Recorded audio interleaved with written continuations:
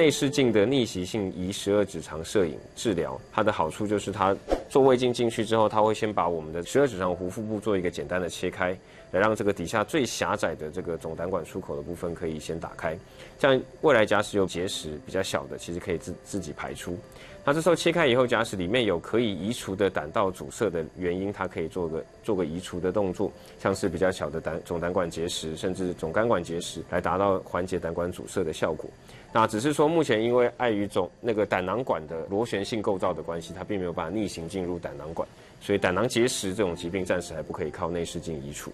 好，但是只要是胆管内的结石，都有机会靠着这个逆行性胆移摄影这种检查来移除这种结石。那假使是因为良性的疾病造成的狭窄呢，我们则可以放入支架，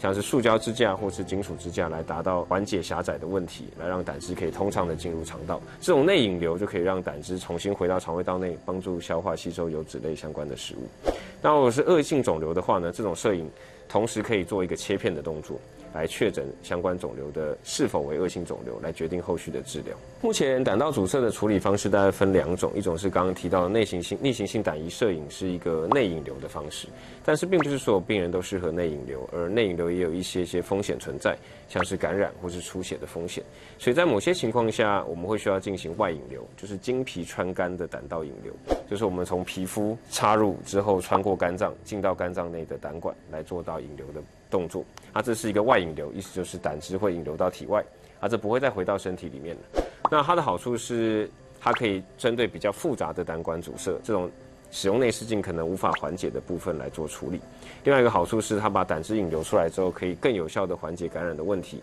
也比较不会有一些出血感染的风险。那它的缺点也很明确，因为胆汁离开了身体，并不像内引流，它可以进到肠胃道里面继续消化吸收油脂类的食物，所以流到体外之后，第一个是你的油脂类食物的消化吸收可能会受影响，可能比较容易因为吃油的食物而有一些腹泻的情况。第二个则是胆汁其实一天大概会有300到500 cc 的分泌量，里面也含有很多的电解质，所以如果全部流到体外之后，可能会有一些水分跟电解质的流失，后续需要做补充。外引流，也就是这个经皮穿肝胆道引流做完以后，下面看起来阻塞的部位是可以接受支架处理的，也可以考虑经过这个经皮穿肝的引流管来做一个顺行性的支架放置，或是如果有怀疑肿瘤的话，也可以做一个顺行性的切片，也可以达到一些治疗的效果。比较标准的内视镜移12指肠摄影的治疗，大概是针对总胆管、总肝管到2侧的肝内胆管，就是可以进行的区域。那如果是体外引流的话，单纯就引流这个部分，它是全部都可以做，因为它基本阻塞之后上缘都会胀起来，所以你只要肿胀的胆管有任何地方可以做引流，都可以缓解阻塞性黄疸。但是当然越靠肝脏里面的胆管，它其实越小，其实要做处理相对困难度比较高。